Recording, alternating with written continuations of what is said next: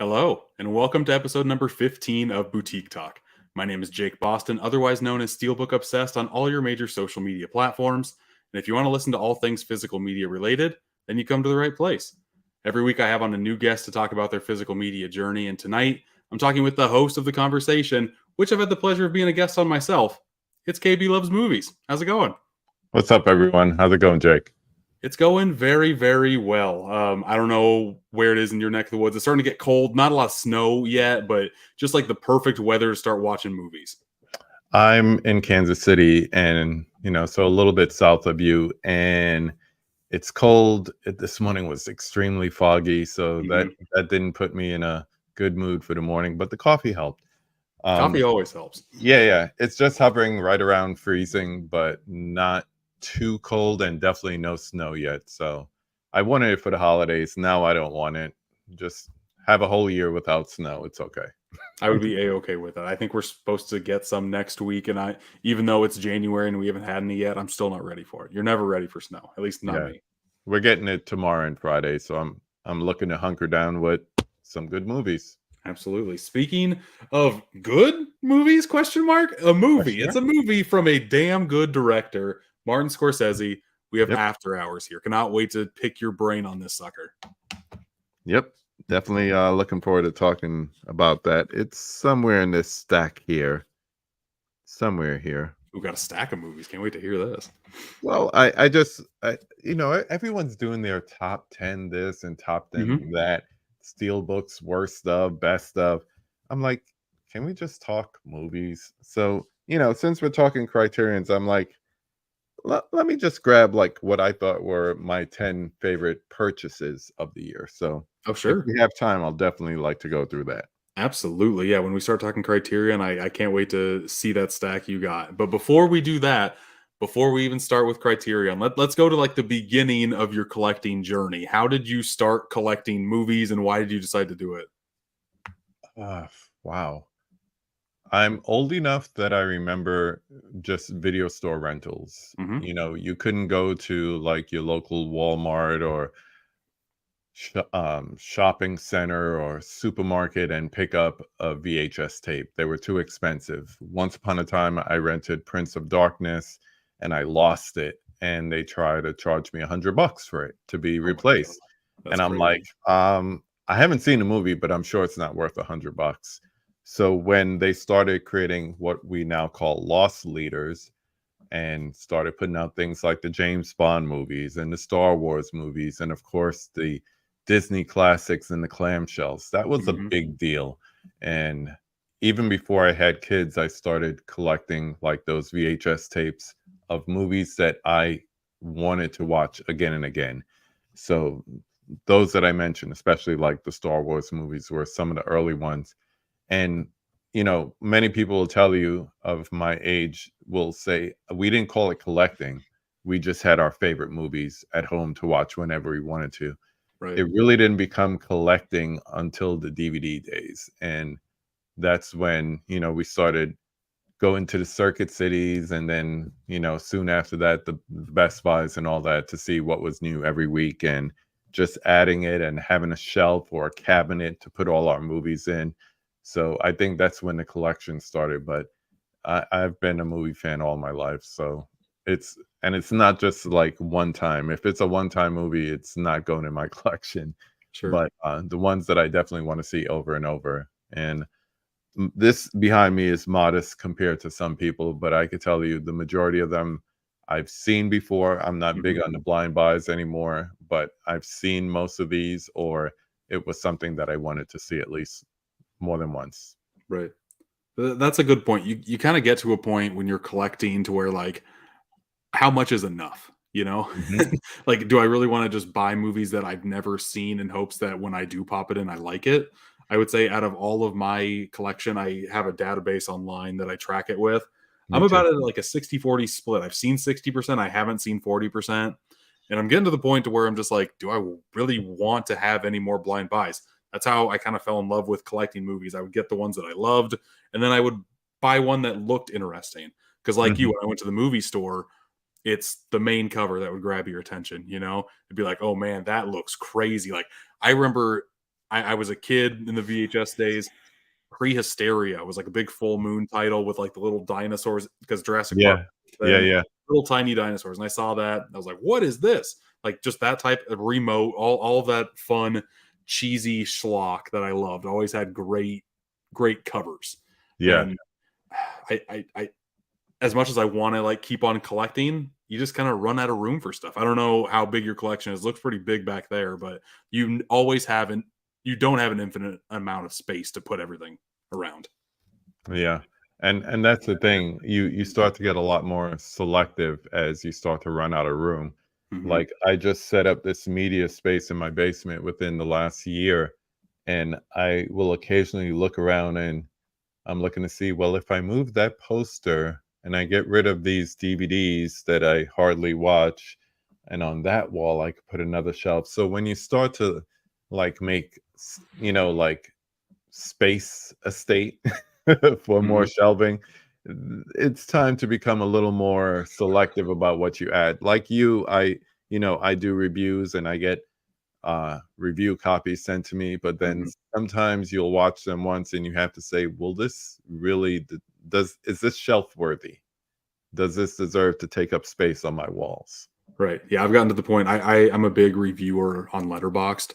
If I don't give this movie a 3 out of 5, I'm probably not going to watch it again ever. Hmm. So if that's the case, like I last year, fell head over heels on Vinegar Syndrome just because everything looked so pretty. But a Yeah. lot of that stuff is pure trash. And when you watch it, you gotta have to say, okay, is this trash that I could like just force feed myself to watch again, or is this trash just literally gonna just decompose in my collection and I'm not gonna do anything with it ever? So I've sold a lot of like titles that I watch and I don't like. Why keep it? You know, it Yeah. might look nice as like a nice set together, but Hmm. The I like symmetry. space. I like having quality over quantity at this point. I agree. For everyone who has like 5011 Kinos, that just straight line of black looks Hmm. awesome, Yeah. but how many of those do you really appreciate? How many of them do you take off the shelf and rewatch? Correct. And I feel Yeah. like the physical media community, there's a lot of like fear of missing out on things. And Mhm. I wish we'd kind of like take a step back and say, hey, you don't need everything. Just get the things you like or the things that look interesting to you. Don't feel obligated to get everything because that's impossible. It's not going to be good on your wallet book and you're going to just completely run out of space at some point. Yeah. Yeah, and I think those are the things that more and more collectors will start to see. Even for those, there's a large majority of people who are getting back into physical, as streaming services continue to disappoint, and they're just going out and buying sets and buying collections. And I'm like, Mhm. be a little more selective, especially as you get into your more expensive 4Ks and your boutiques and stuff like that. Be a little more selective with what you choose to purchase again or purchase for the first time. Don't just blindly grab everything that you could find.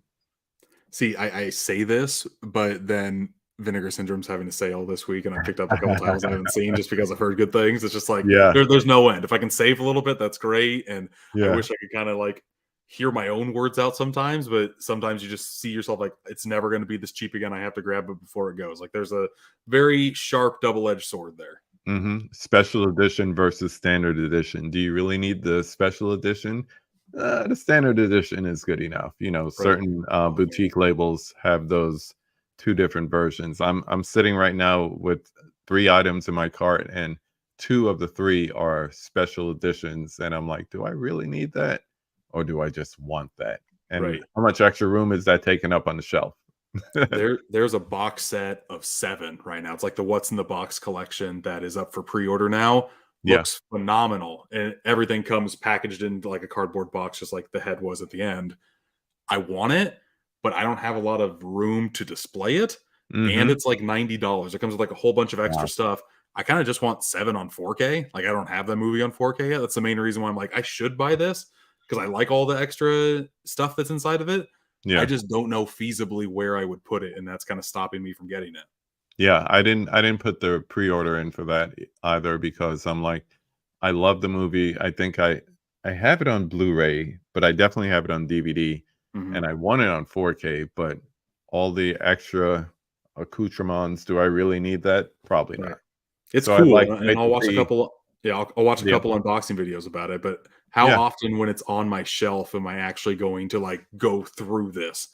That's what I'm starting to realize. Like this stuff is nice, but it sits on the shelf the majority of the time. And how often Hmm. am I actually going to get it off the shelf and look at everything again? Yeah, and the whole thing is, I'm just waiting for a U.S. announcement, and whatever that Yeah. is, I'll probably just pick that up and still Hmm. appreciate the movie the same. Right. Great movie. Absolutely. Love that movie. Speaking of love, started falling in love collecting. When did you start figuring out what a boutique label was? Ooh. So I worked at this place that had, you remember when it was internet intranet and all that crap? Yeah, We had I like do.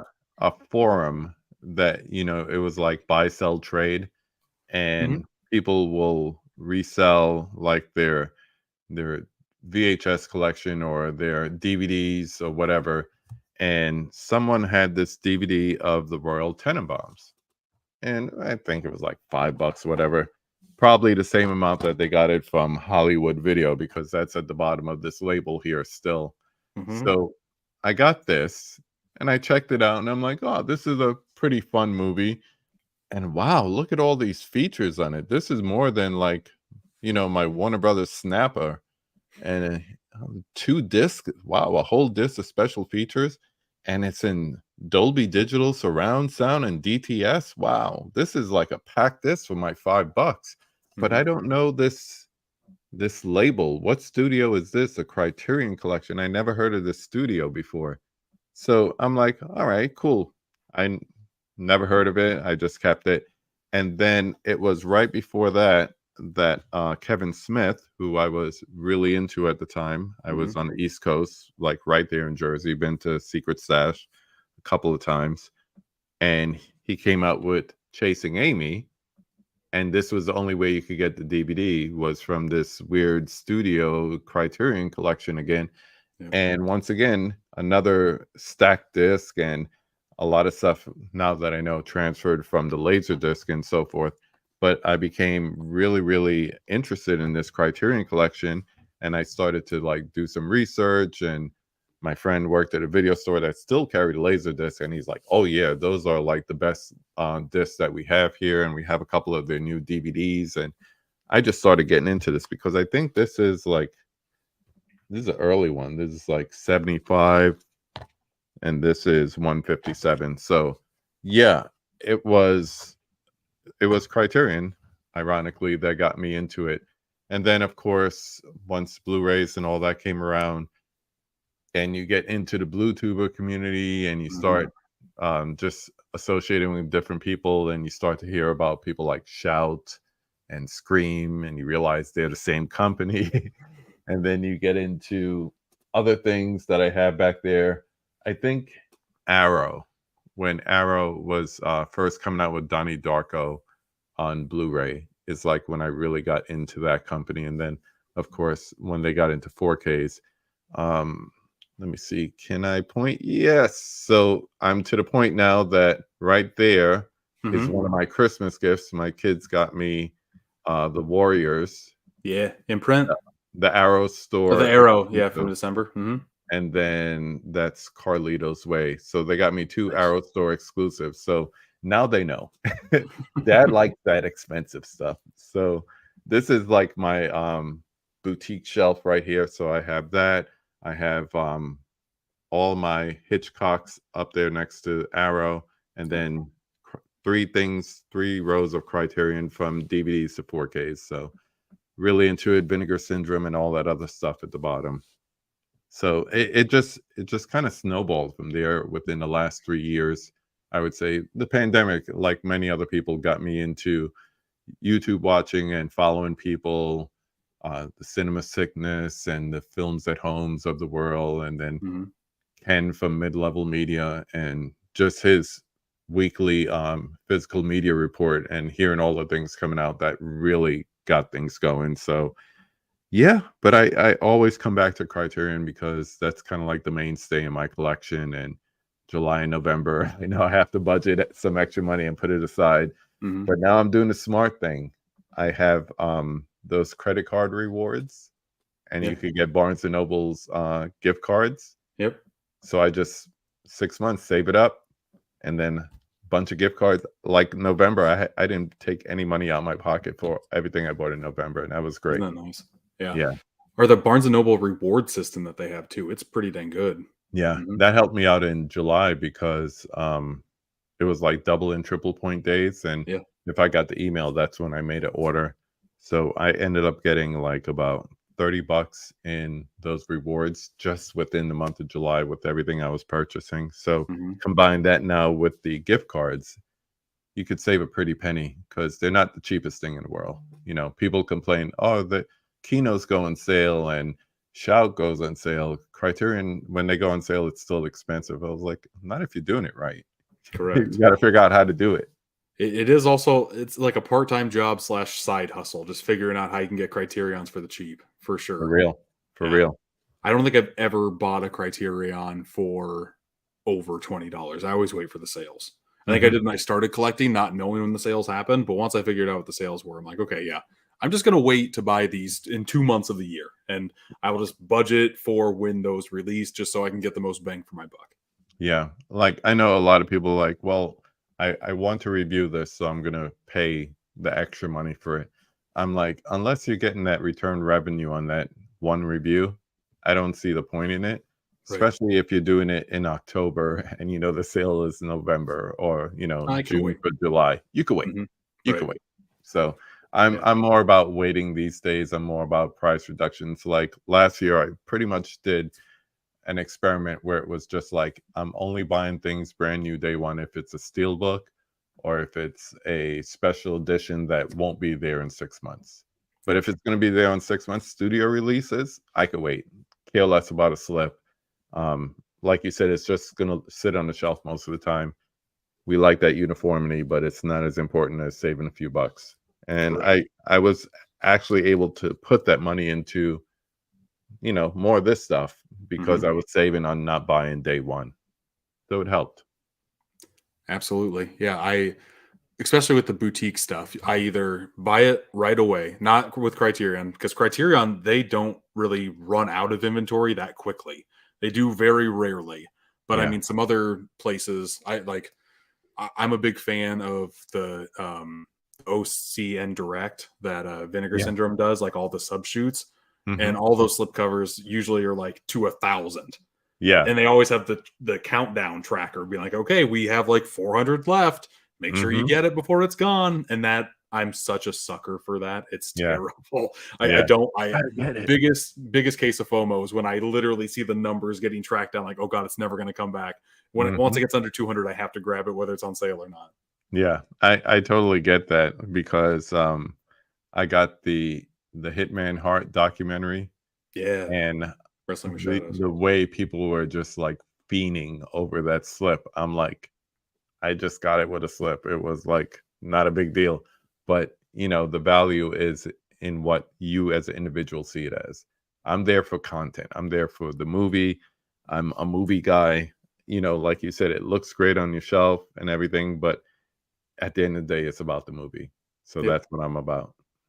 I'm a big fan of ETR Media. That's probably like my favorite one. I think no, Wrestling with Shadows is Canadian Pictures, International Pictures, but Yeah. they come out. ETR Media comes out with a lot of great documentaries.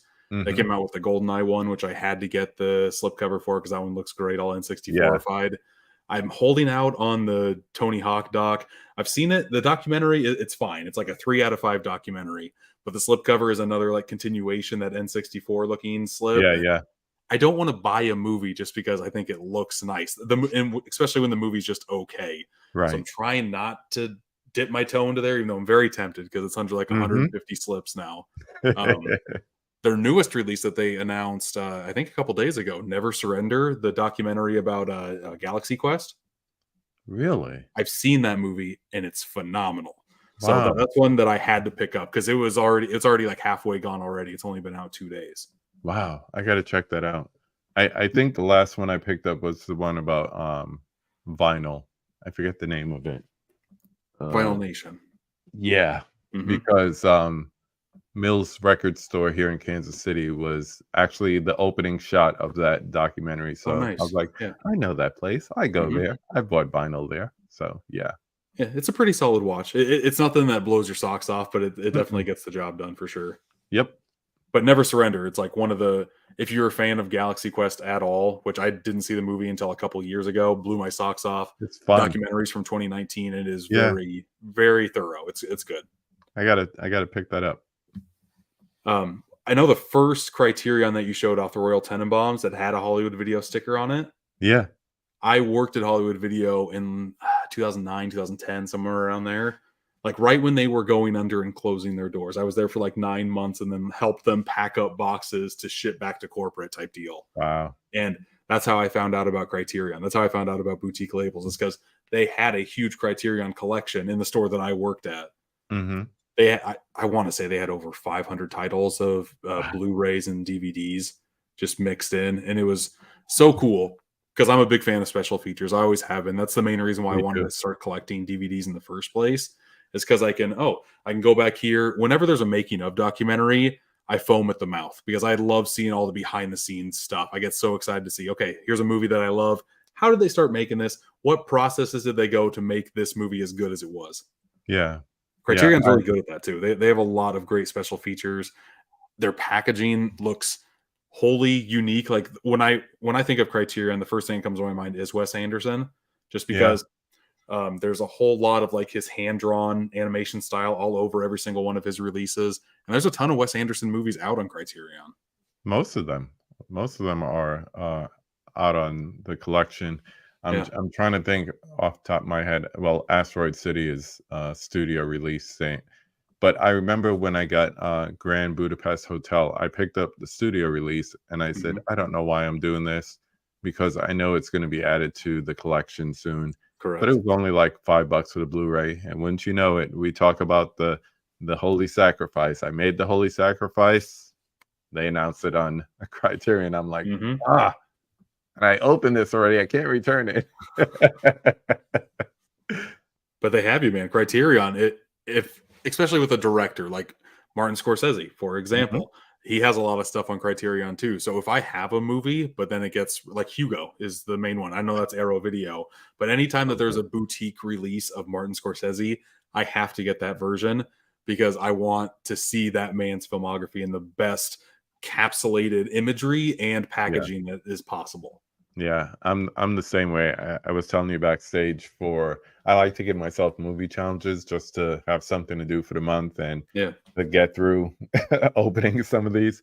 So for the month of December, I did the holidays with Uncle Marty. So 25 holiday themed movies, not Christmas movies, just Mhm. because I wanted to watch Die Hard in peace, and 25 Scorsese movies because Wow. over the year, I dedicated the year to either buying or upgrading almost his complete filmography, Mhm. as much as I could find on physical. So this was a great year to do it because you got the 4K of Hugo, you got After Hours, which we'll talk about, Mhm. and you also got Mean Streets, and we're also getting Mean Streets from Second Sight. Yep. So it was just a great year to do a project like that, and it was great to revisit some movies that I haven't seen in a while. So yeah, just being able to see his movies in the highest quality is like a big thing for me. Hitchcock being my other favorite director, same Sure. thing, the Mhm. highest quality. But ironically, I don't have any of the 4K sets because I hate that packaging. I'll Well, quickly I buy mean, the some individuals, but yeah, I don't like the know. individual steel books that volume 1 came out with, they all look Yeah, great. I don't know if the rest of those movies will get the steel book treatment, but the ones that do look phenomenal. yeah, like ooh, where is it? I don't want to waste time here. No, you're good. I There was can't spell. Vertigo and Rear Window. Oh, duh. I'm looking here. It's up there because I just said the complete collection, but the Psycho one is my Yeah, favorite. The black with the knife on it and her face. So, yeah, right. I really like that one. God, I think even without trying, I think I own 5 different versions of Psycho just because there's so many different ones that come out, and I of course, when that Arrow Video Psycho Collection box set got announced, had to It's grab up that there. sucker. Yeah. It's up there. I didn't even think twice about it. I No. said Psycho 2 is great. It's just that people try to look at it in shadow of iconic film. You can't do that. You have to take it by itself. Right. 3 is passable, 4 not so much, but I paid for the first 3. That's how I justified in my head. I got Y- another copy of Psycho, and I paid for the other 3. And if I remember correctly, it was only like $60. Like it was pretty Yeah, dang cheap for all very, four very 4Ks. affordable. Yeah, Yeah, I could do that. That's easy. absolutely. Well, let's dive more into Criterion. Why is that your boutique label of choice? Like, what does it for you other than that other studios really don't? Like, why do you choose that over an Arrow Video or a Shout Factory? I personally, I love them all, but the reason I keep coming back to Criterion is I'm one of those film school students. You know, I spent my time in the classroom learning theory and all that stuff.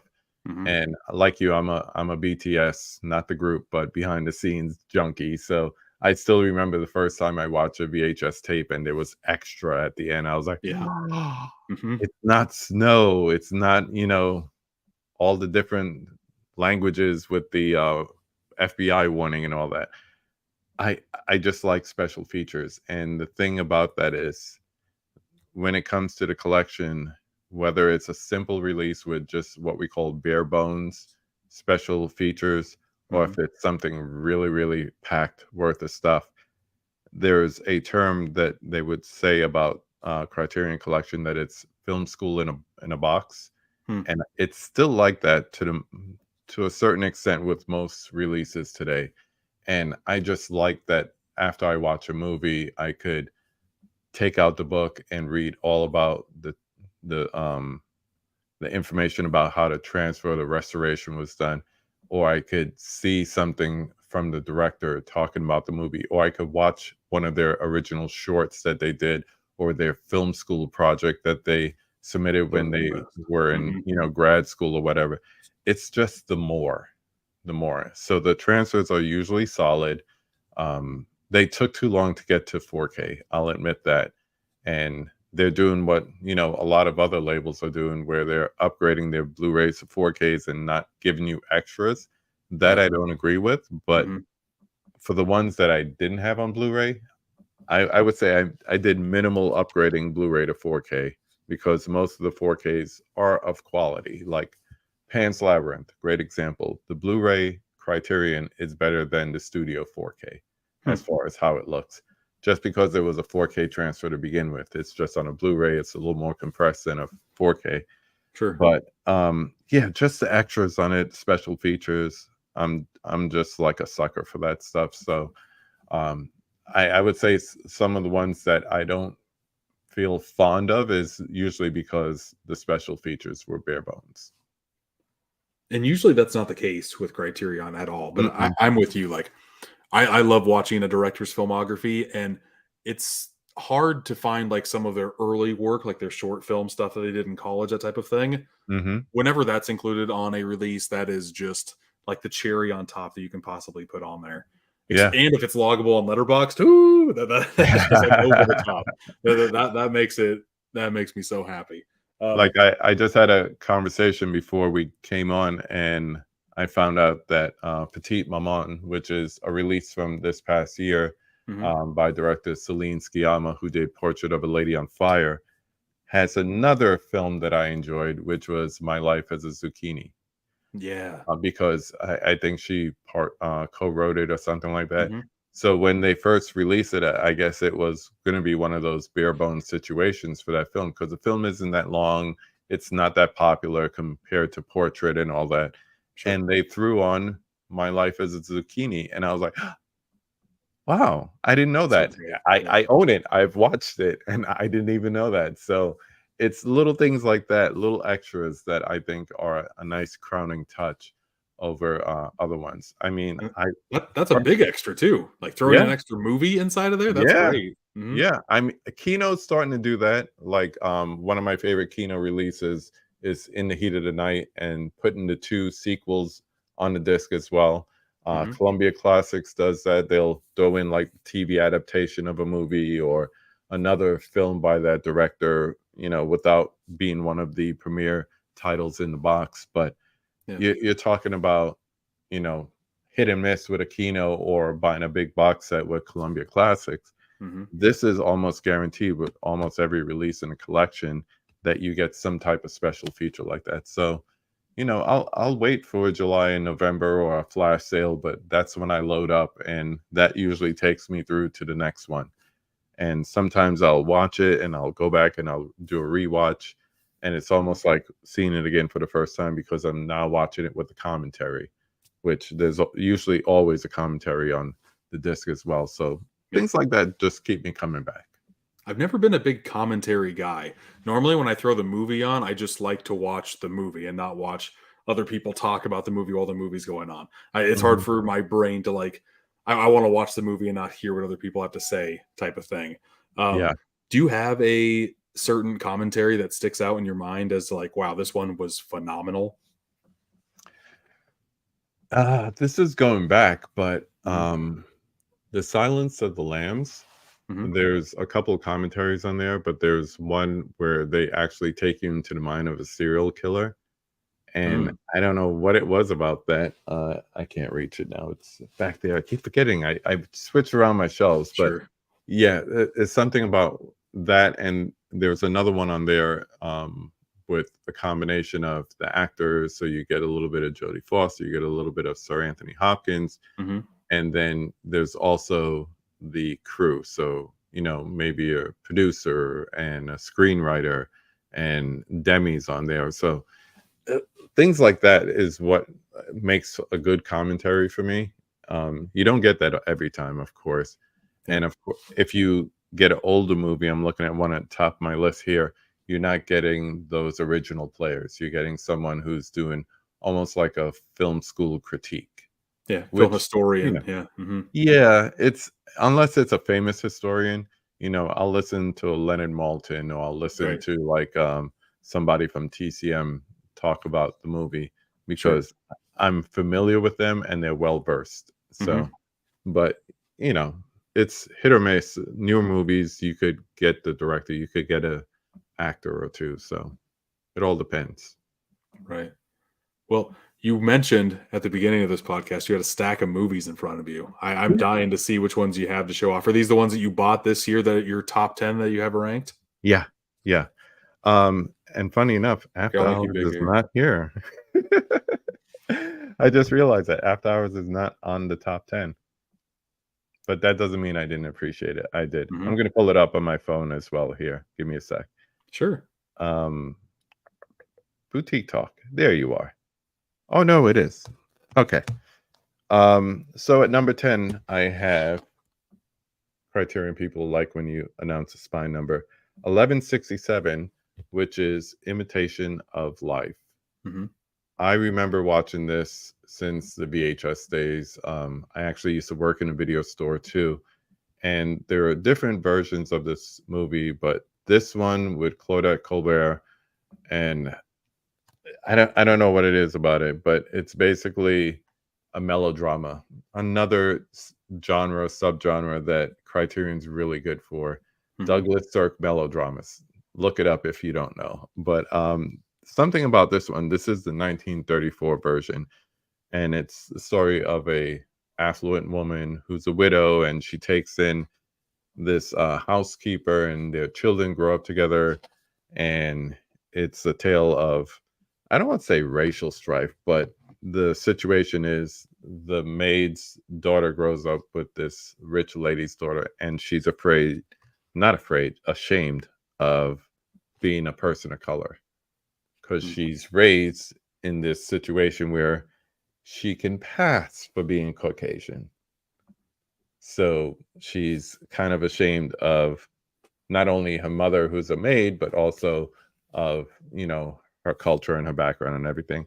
Hmm. So it's a lot of like mini stories going on, but the main thing that ties it all together is this relationship between these two women who for the 30s are doing it for themselves. Hmm. There's a man there, but the man is not the one who's the breadwinner, and the woman in the kitchen and all that stuff. So it's a great tale. Once again, it's a melodrama, and yeah, I just remember being raised with this, and when we got cable, seeing it on TCM and everything. So Hmm. The transfer looks great. Black and white does wonders with the restorations these days, whether it's a Right. Blu-ray or 4K. Yep. 4K especially. If you could get your hands on some black and white 4Ks and you're like, oh, I don't really like black and white, give it another chance on a certain 4K. It will help. So yeah, I was happy that this got announced. I picked it up as soon as I could on the first sale opportunity, whatever that was, and I really enjoyed it. I think this was at the beginning of the year, so this is January. So I'll also tell you the month. Mhm. Next one. This was an October release, fittingly so. This is, can't see the spine here. I want to say it is 1194. Let's go with that. So this was released as a set, and also the main film was released individually. And a lot of people see this and say, "Oh, it's Freaks," but it's actually Todd Browning's set, which is Mhm. called Sideshow Shockers, which includes Freaks. But for years, I've heard of that film individually. I've heard of Freaks, and it's kind of like it has a history of its own, and just to Pretty see it infamous, yeah. restored Mhm. and everything like that was surprising. So this was kind of like a blind buy for me, especially not seeing the other two movies and not Mhm. seeing Freaks since somebody brought in a bootleg VHS. So it was great to see it again, and the set is really cool, for what you get and how much you pay for it, especially if you get it on sale. But you could get Freaks by itself, but it's definitely worth to get the set altogether. I don't think I've ever seen the Freaks one by itself. I've only seen that box set. Yeah, I was surprised. I saw it one time by itself, and I think if you look at the disc, the way they're set up is that I'm sure they could have put more than one, but Freaks is by itself. Mhm. So I think the individual set just has that, and then the other two on the second disc.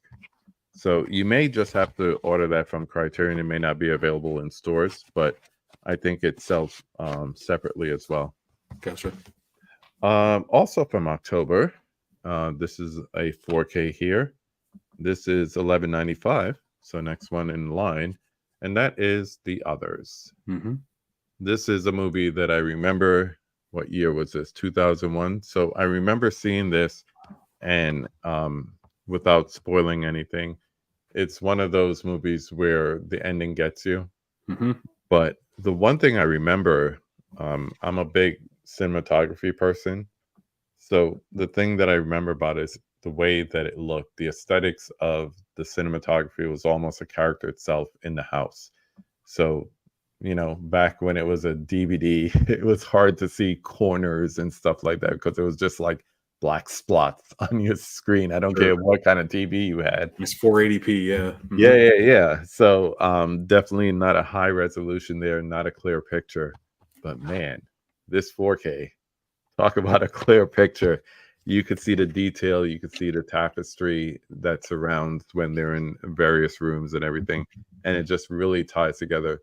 There's something about, especially depending on what type of TV you have, if you have like a nice OLED or a nice projector or whatever, and you have a good 4K with a good transfer and Mhm. what they call inky blacks. They So use good. all these different terminologies, but this movie has a lot of inky blacks in it, so Sure. I really appreciated that. Moving on, at 7, I have a release here from September, 1193, so all in the same circle. But Mhm. the thing about this one, I still have plastic on it. The thing about this one is that this is something I remember when it came out, seeing it in the movie, buying the soundtrack, getting the VHS, watching it over and over. I think it was like my senior year of high school. Just I even remember driving around listening to the album on cassette tape in my car and everything. And not to say I forgot about it, but I didn't realize how exclusive it was to get it on physical media after, I started collecting again. Mhm. And that is La Bamba. So it's nice to get this again. Apparently, it was very hard to get for a while there. Hmm. And it was kind of like stepping back in time and reliving what I liked about the movie, the music, the acting. Lou Diamond Phillips, and this is excellent. Mhm. Also, what's the other guy? Asai Morales. He was great in this as well. So just everything just coming back to me about enjoying this movie. And a lot of times we enjoy getting a physical release just because there is nostalgia involved and also exclusivity, so something that was hard to get, now all of a sudden it's available. You're like, oh, I Correct. can't wait to get that, Yep. because I haven't been able to get that, and people were reselling it for X amount of dollars or whatever it was. So um yeah, it was good to pick this one up. Glad to have it in the collection. Do you ever get caught up in that, KB? Like What's when that? things get sold out quickly and Mhm. you go into that reseller market? I I can't do it. I can't either. I can't spend the money. It doesn't matter how bad I want it. I'm not going to Yeah. spend over retail of what it was. My brain just doesn't work that way. Yeah. I can't do it. I would not enjoy having it. That's the best Right. way to put it. I feel guilty. Yeah. No, you're Yeah. right. Every Mhm. time if I look on my shelf and I see something, let's say it's a steel book, and I got a steel book and I paid full price for it, Mhm. because, exclusive or whatever. And then all of a sudden that week after the return policy is like void, it drops down in price to like almost half. I look at it on the shelf weird, like Yeah. I didn't have to pay them, especially if I didn't watch it yet. Right. If it's still Ooh, that sealed, it's just like, what am I doing with ooh, my life? ooh, Uh-huh. it hurts. It Yeah. hurts. It hurts so bad. I feel the same way about double dipping. And the good thing is now upgrading I don't see as double dipping. But if I have a movie, let's say on DVD or on Blu-ray, my daughter, she's 24, she's getting into, she calls it having a library of movies, which I Mm, think is cute. I was like, yeah. girl, That's you're great. starting a collection. Nice. Let's Yeah. keep it 100. So what I've been doing is I've been basically just passing it on to her. So I get Taxi Driver 4K, she gets a Blu-ray. Or just the other night I got the Fifth Element Steelbook 4K, Hmm. and also Serenity. And I passed the DVDs on. They were just sitting on the shelves and not being Sure. watched. So I just passed them on to her, and she's like, "For me?" I was like, "Yeah." She's like, "Thank you." Will she ever watch it? I don't know, but Right. it's in her collection to be watched. It's That's the just nice most to hear that like somebody in their mid 20s is actually watching physical media. That's what I'm always nervous about right now is that there are so many other ways to get your attention on multiple different platforms yeah, that are movies even going to be as important as what like they were to me when I was growing up. It's hard for me to say yes to that answer. it's true because I know my son, he's true. He's 26. He'll be 27 soon, but he always said, "I wish I grew up in the 90s with 90s hip hop." And I'm like, dude, you could still listen to 90s hip hop, Right. go buy a Tribe album, go buy, Hmm. he loves MF Doom. I'm like, Yes. go Right. buy, when he was rapping about Peach Fuzz before he was MF Doom, go Hmm. listen to KMD that days. stuff. Uh-huh. Yeah, KMD, Yeah. exactly. But the thing is, our attention span when we had to live with liner notes for 6 months, they don't do that anymore. They don't even know what liner notes are. Hmm. So they don't know where a sample is from, or they don't know who played bass on this album, or they don't know the different drummers for James Brown when he was doing music. So Sure. it's a different mindset, it's a different time. So anything we could do to help them hold on to the past and appreciate it, whether it's buying a vinyl record or adding a Blu-ray or a DVD to your collection, Hmm. I'm gonna help them do that because it's beneficial for them. It's more appreciative, especially the less you have of something, the more you appreciate it. And I think that's what it was. We had X amount of money to buy this cassette tape or Yeah. this DVD or whatever. So we appreciate a lot more. Do we appreciate all this? Yeah. But we started off with that Well, mentality of having a little and appreciating a yeah. lot. I think I had like 20, 25 VHS tapes when I was growing up, and Mhm. I would rewatch those suckers all the time. Like I know every single moment of the Page Master and ET. It's La Bamba. There you go, man. Yeah. Hmm. Yeah. I remember taking this tape with me to college. Hmm. And then this and once again, Silence of the Lambs. Those two movies were the two VHS tapes I took when I moved into my dorm room. So Yeah. go figure. Very cool. Um, like I was starting to say, I don't do double dips. I might do an upgrade. This was an upgrade for me. So this year, the 4K of Mildred Pierce got announced, Hmm. which was a Blu-ray before that. Hmm. But I just love this movie. So this is Spine, whatever, 1945 Spine 860. So another melodrama. I must have a thing for those. Hmm. But this is great because it's Joan Crawford, probably her best role. She won an Oscar for this, so it's a it's a story from, once again, a lady who didn't have a lot and slowly building up, and another witchy daughter. I must like these melodramas with like just like really like despicable kids, man, that don't appreciate what they got.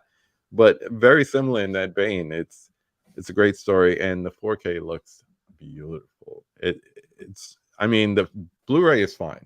There was Hmm. no reason to upgrade, but because I did, it looks really great on 4K. So I'm happy to have it. Melodramas look really good when, whether it's black and white or, they tend to like oversaturate and have like really bright colors. So Hmm. whichever way you go in that genre or subgenre, it's really good. Couple more. I got to go back to my list now. I went away. I don't While you're remember. doing that, you Yeah, talked about the numbered spines on Criterion. Are you a yeah. big fan of that? Is that how you arrange yours in your collection, by the spine? Yeah, Alphabetical. me too. Like if you look, these are like DVDs that I still keep up to like Hmm. Vampire. Yeah, And then these are 4Ks. Some of them, of course, on this thing here. And then the next two rows are all Blu-rays. yeah. You said So it. You worked at a video store too. It's just ingrained in my blood. I have to do alphabetical order. yeah, and because I know I'm not the only one who watches them. If it was just Right. my private collection, I would still do it that way. But I know where everything is, so I know that. Well, I only have The Dark Knight on 4K, so the other two are over there with Sure. the Blu-rays, and But when someone comes down here, like my daughter will bring friends over, or my other kids would visit, and I'm like, hey, the movie room is yours. My brother-in-law came over, and he's like, so do you have The Hobbit? I'm like, yeah, I got all three on 4K, and I didn't have to tell him where to go. He just went and grabbed it off the shelf, Right. and then he grabbed Lord of the Rings off the shelf, and he basically stayed down here and watched all three movies. There you go. So Absolutely. it's great to be able to help people navigate, not do it by my friends do it by genre, and they do it by actor sometimes. I'm like, what if you have two famous actors in the same movie? What do you do? So Hmm. it's just too complex. Alphabetical order works for me. See, I had everything alphabetical order, and then I made the boutique shelf. So sometimes when my wife goes down here to look at something, if it's randomly like some type of weird horror movie over there, she's like, "It wasn't in alphabetical order." I'm like, "Look at the other shelf; it's in alphabetical order over there." But Yeah, where's it at? It's in the Scream Factory section. What is that? It's just like yeah, if you're not in the know, it's kind of hard to find something. yeah. I tell them, I said every shelf is alphabetical. Hmm. So if it's not on one shelf, look on another shelf. It's alphabetical over there, and that's it. And then, everyone in my family knows me. So it's like, so where are your Hitchcock movies? I'm like, oh, top shelf over there. So they know that's separate. You can't see him, but Sir Alfred is always looking over me. Let's see if I can. There he is. So Oh, nice, the poster. I'm Mhm. always looking over my shoulder. So I appreciate that. So Mildred Pierce, that was March. April. This was a pleasant surprise. Steve McQueen, not the actor, but the director, Mhm. who did 12 Years a Slave and a couple other movies. He's from the UK, and he made a series of films, some short films, one feature length film, and Criterion released them in this set called Small Acts. Hmm. And some of these digipacks, I like to keep the plastic on just because they tend to like get scuffed up even on the shelves a lot. Yeah. So there's 5 films on here, and they're 2K masters, not 4K masters, so it's on a Blu-ray. And then there's a documentary on here called Uprising as well.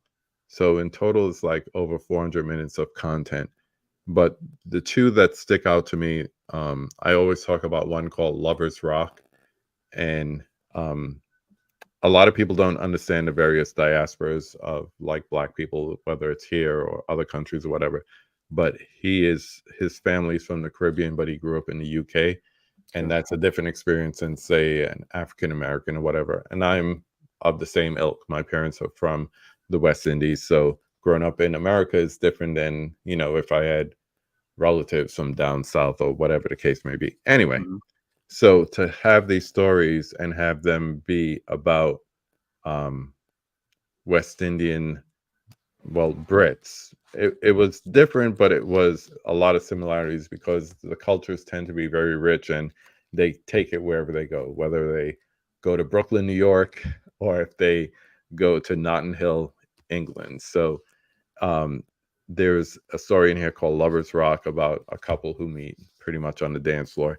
And there's one called Mangrove. And I was always saying Lovers Rock is my favorite, but now I rewatched Mangrove at the end of last year, and that is now my favorite. It's about a restaurant owner who is harassed by the local police and ends up being a court case. And this is a true story. This actually Mhm. happened in 1970, 71. And it's a nice little biopic. And Letitia Wright from Black Panther, Yeah.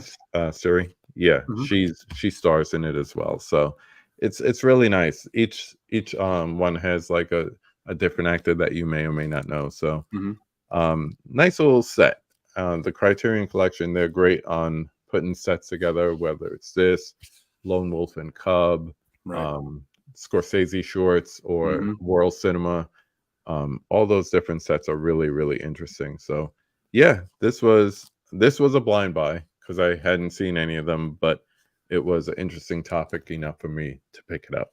And Steve McQueen's a great director to do a blind buy on for sure. Catch up Yeah, on his filmography. yeah.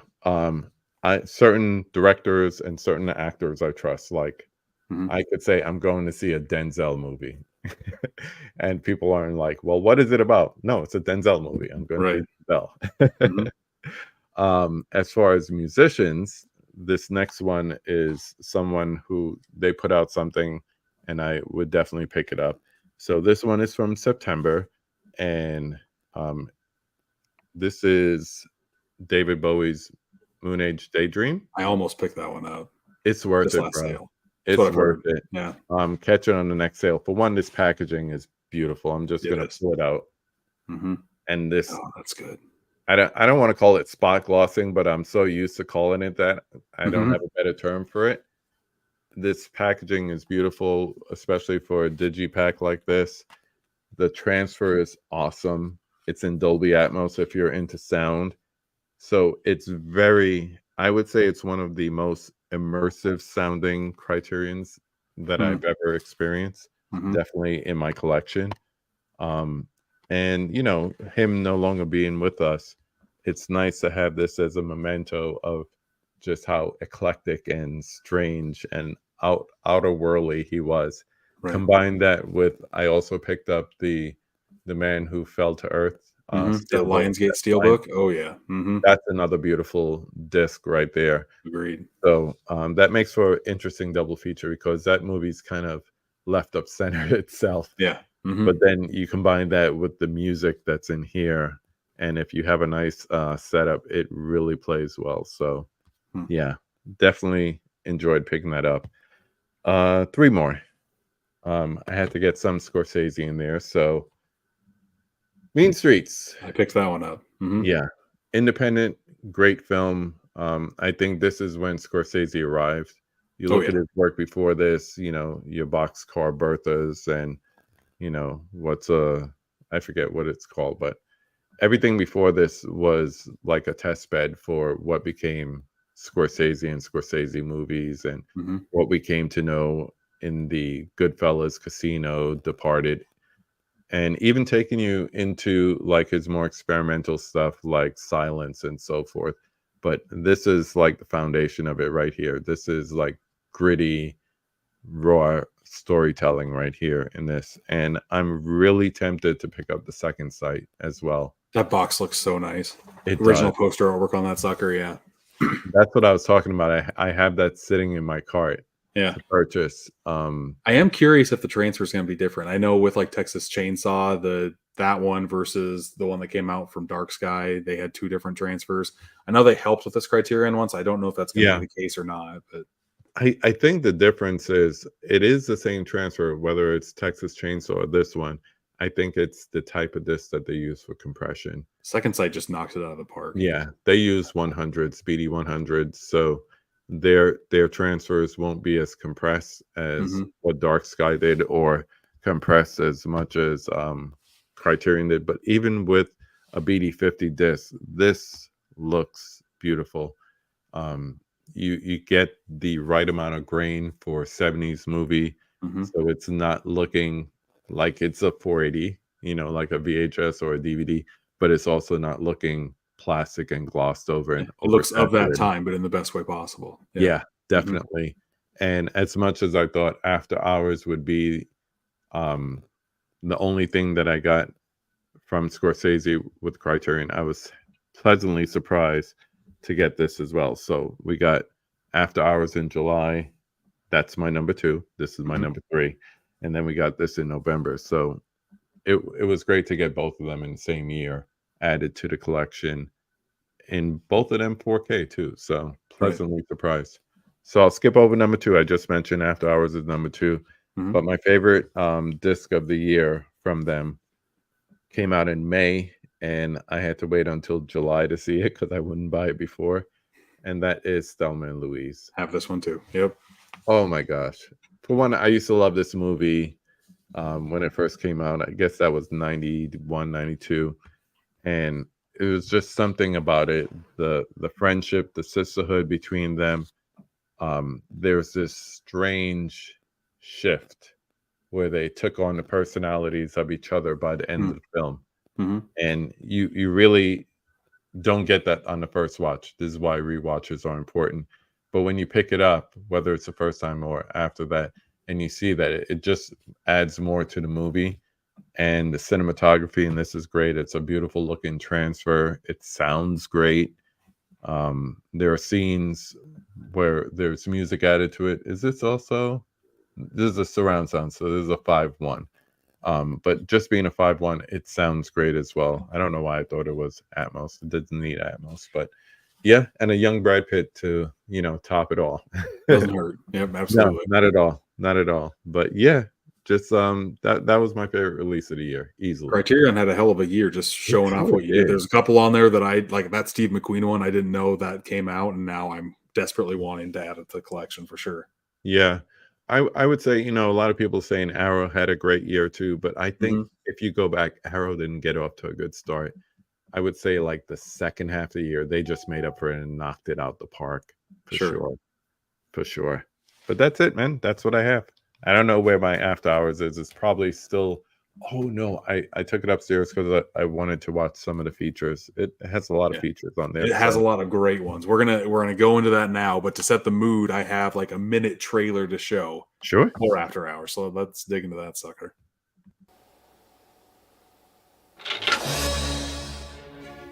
My name is Paul Hackett. Maybe you should come over, Paul. What? You didn't just say something just now? This the guy? Who are you? You don't live here. May I enter? I can't let you in at the moment. I'm in Soho. I don't know the exact location. If you had a mohawk, you could go in. You gotta help me. No, no, no. What is wrong with you? Are you all right? Do you know what this is? Where'd you get that? What's with you? Are you nuts or something? Marcy. Would you just give me a goddamn token? No, goddammit, I cannot give you a token. And tonight I feel like I'm gonna let loose or something. I feel like something incredible is really gonna happen here. I mean, I just wanted to leave, maybe meet a nice girl, and now I've got to die for it? Different rules apply when it gets this late, you know what I mean? It's like after hours.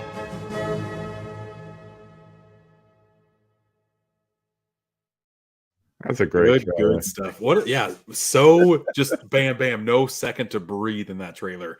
That's Yep. kind of the vibe of this movie too, though. Yeah, for sure. And the thing is, at the end of it, I don't know if you had this experience, but I immediately wanted to watch it again because it's almost like unfathomable that all this could happen to anyone in one night. Sure, and I think that's kind of the point in this. Like, Hmm. to me, this plays like a nightmare that you just want to wake up from because the worst stuff just continuously happens to you. Yeah. And it's almost like, they say that expression, it couldn't happen to a nicer guy. Hmm. But this is just a twisted version of that. It's like, this shouldn't happen to a nice guy like this. But Right. you see characters of him at times throughout the night that you're thinking, maybe he's not so nice. Who knows? Well, I mean, you push anybody far enough, and they're gonna get, they're gonna show the worst side of themselves for sure. Yeah. And this definitely does that. To I think this movie to me shares a lot of similarities to another movie that came out last year in Beau is Afraid. Just Yes. a lot of like, okay, the worst thing is going to happen to you, and a lot of it has to deal with the females that are like going through his life too. And I Hmm. don't know. I wasn't the biggest fan of Beau is Afraid, but I appreciated it. And I Yeah. kind of feel the same way about After Hours, but I think if I rewatch it enough, I will enjoy it. It's just like this is the first time I've ever seen this movie. And Okay. I was not prepared for the vibe that this movie was going to throw at me. My goodness. I could see that. I could see that because I definitely remember feeling like that the first time. But like I was telling you before, it has to be at least 20 years since I've last seen it. And it Yeah. was something about wanting to see it again that was alluring. And quick story, just to bring everyone else up to speed. I was holding off on ordering it for the longest time, but like I said, I decided to dedicate 2023 to upgrading and buying most of Scorsese's filmography. Hmm. And I went ahead and I purchased the DVD from like one of the boutique resellers, whether it was Grindhouse or Orbit DVD or Diabolic. And like right after I ordered, I ordered something else that was coming out afterwards, so they held my order to complete, and Criterion announced it, and I was like, "Oh, I don't need the DVD anymore." So I got in contact with their support people, and in all caps, they responded to me, "No, you can't cancel your order of After Hours on DVD." And I was like, "Oh, did they know I was?" And then I was like, "We're just kidding. Everyone has been calling to, cancel their orders. We totally understand." Hmm. So I was kind of looking forward to this, but it's definitely, it vibes different the subsequent times that you watch it. So it's definitely worth something picking up, just not for the first watch, but just for the other watches, because you're gonna get something different out of it every time you watch it. And just like with Beau is Afraid, like when I was watching it, I'm like, oh my God, like I don't know if I'm in the mood for this right now type of deal. But once it's over, you can't help but like think back to particular scenes from this movie Hmm. because they are just kind of out there and unique and awkward. It's just the awkwardness of this picture and how like some people just don't even seem like they're an actual person. They seem Yeah. like an entire entity onto themselves. Like there's one girl who is just like this 1960s like go-go type. There's another one who is just like constantly picking on him for no reason at all. And Hmm. it's just a lot of Pushing different like buttons. characteristics of people, but that's what kind of sticks in your brain about them as well. Yeah, and the thing about Beau is Afraid, great analogy, by the way. Beau is Afraid just scream anxiety and middle age crisis Right. all at once. Yeah. So I'm just wondering what the writer is going through in his real life Mhm. to come up with this concept. A And lot of mommy issues. Yeah. yeah, a lot of different directions, and I can never hear that Mariah Carey song ever the same again. I actually have a picture of the two of them together on the red carpet, and I laugh every time I look at it. But I could see the comparison because, yeah, it's almost like each woman represents something else in his life. Right. A bully, a sex interest, the good girl next door that you couldn't get, but Mhm. at the same time, you're afraid of the mystery of what you don't know about her. and then like the maternal aspect. There's just so much going on in the movie. But once Mhm. again, if someone never watched that before, I don't know if everyone will get that out of their first experience with the movie. And that one is like a journey. That is like a 3-hour epic of a movie. This one is a quick, like 95 minutes. You're in, you're out. But Hmm. yet, like it's kind of still broken up into individual segments. Like you got like a nice 5-minute chunk in the diner, and then you're randomly going over to this bar that's right across from the diner. It's just, there's a whole subway scene that doesn't necessarily need to be there, but it's great that it is. And it's just little things about life that irk you that Hmm. continuously happen to this guy. Like the fare randomly goes up when you have exact change for what it used to be. Just there's a lot Okay. of individual circumstances in here that I'm like, yep, I can totally relate to this guy. And I don't think I would be as nice as he is. That part, the subway scene, is definitely something pulled from real life because I grew up in New York City, and I remember when they raised the fares and they made, enough announcements, newspapers, fares going up 1201, whatever. Mhm. And people were still surprised, coming home from the bars and, you know, why is this more money or whatever. So it's almost like he handpicked that from the real life scenario. Because I know a lot of people got caught out there that Monday morning not having enough of the fare or whatever. This was the Mhm. days before Metro cards and whatnot. So the struggle to get that token and not having enough money, I was like, I know that scene. I'm sure that happened to a lot of people. Probably at 2 o'clock that night when they made the switch over. But yeah, that memorable scene. And this hasn't necessarily happened to me, but when I was watching the special features, the main thing that Martin Scorsese, there's an interview with I can't remember who interviewed him, but her first thing that she said to Martin was that you got the taxi thing completely right. I remember when this movie came out, like that was it just magically happened overnight. All of the taxi drivers just drove like madmen when they used to just drive completely normal. Yeah, it was like a angry uprising or something. Must have been in the water. Who knows? Right. But I think she said like all the Jewish taxi drivers got out of work to these complete madmen that just magically came out overnight and just were driving like they were on a mission. all the Travis Bickles of the world just showed up for work at the same time. Right. Right.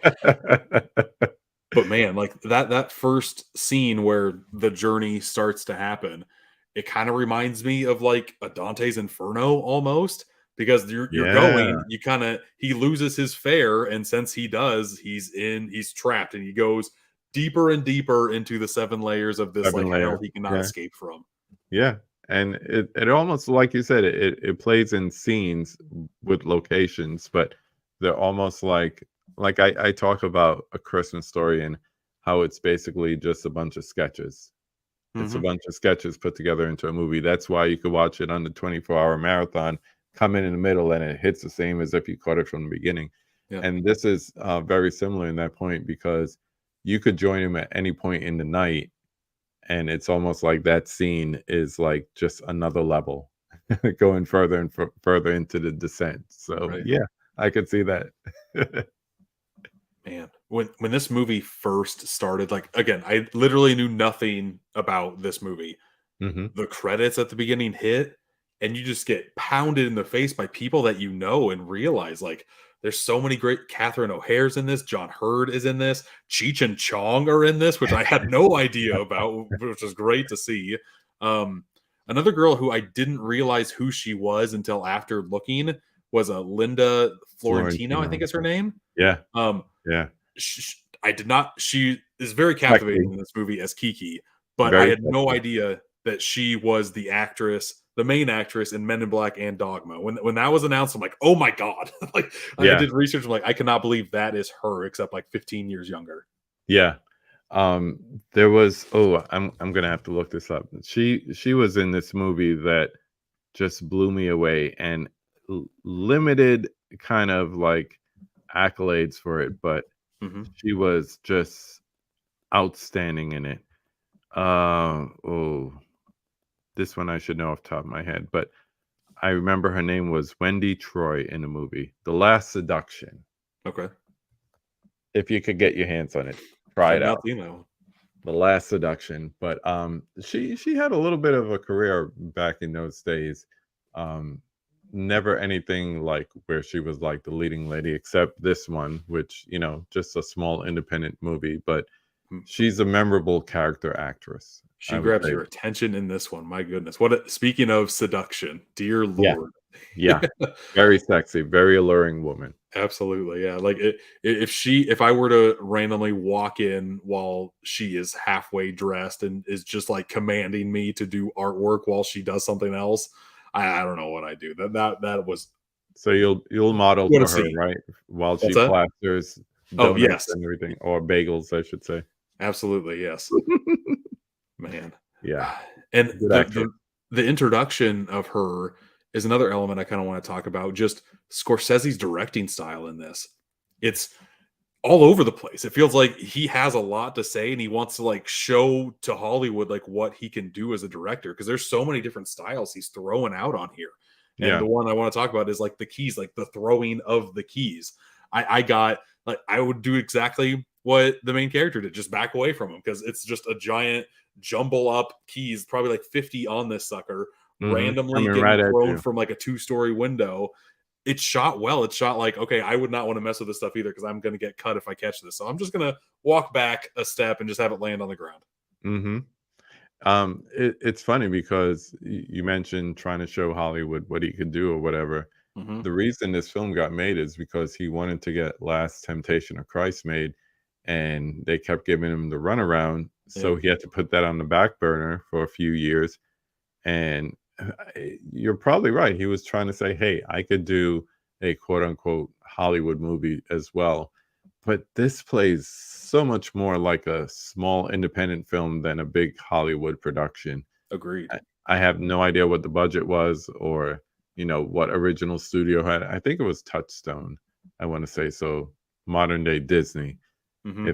if I'm right. But it's just amazing that he could take like content like this and just put his touch on it to kind of show off what he can do Sure. with you know I think Thelma also edited this one. Thelma Schoonmaker, He did, his yep. editor. Mm-hmm. So talking about shots like that, that's also a part of it because you have this tracking shot of the keys coming down, and then there's a quick cut Yeah. to it being, like him moving away, it being out of the way, and it hitting the ground.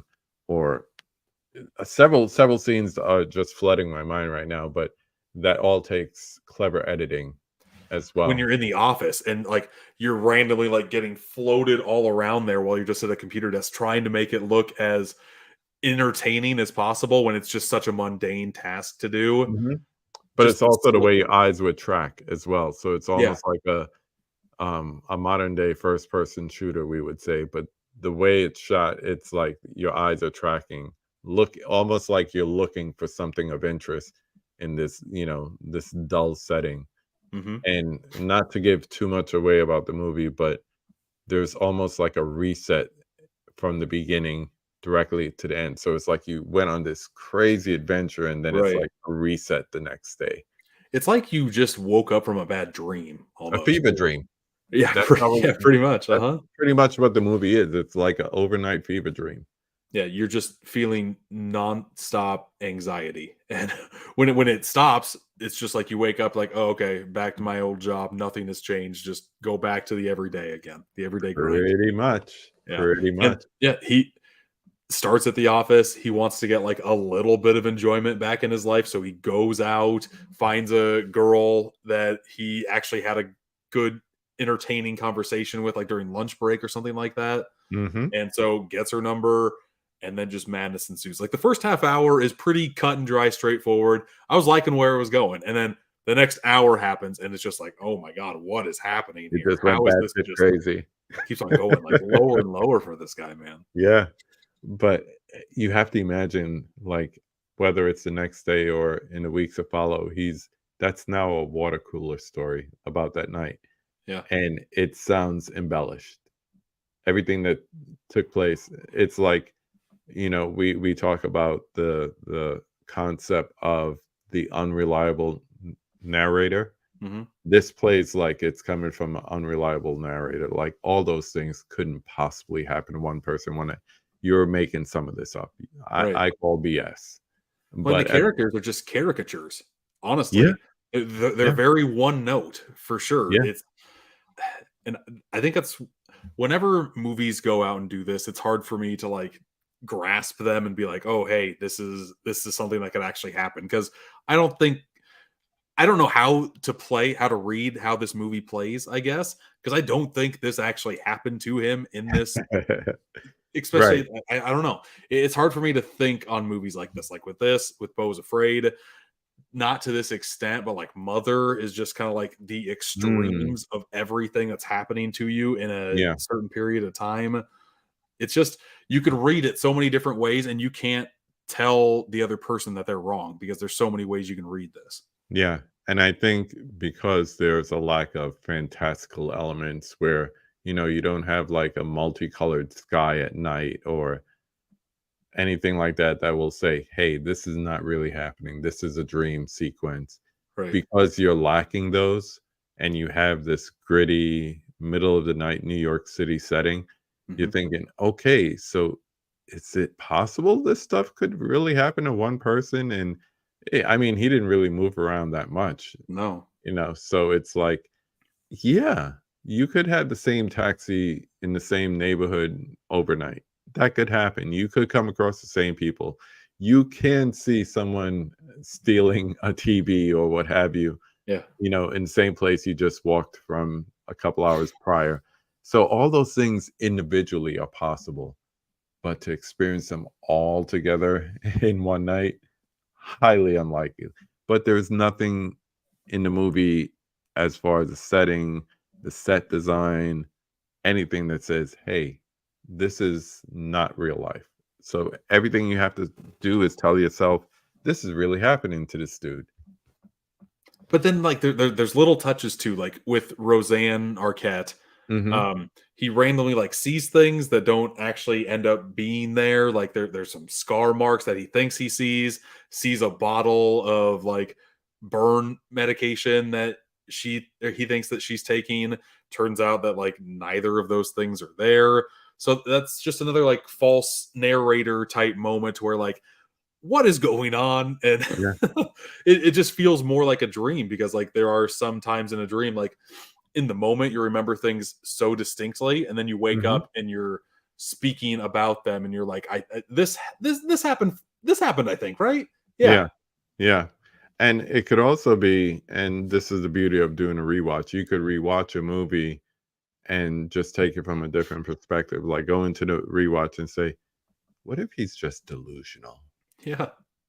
And then watch it from that perspective. Or What what if if his this life is is a so dream? mundane that he like is wanting to have a night like this? Yeah. You know? Yeah.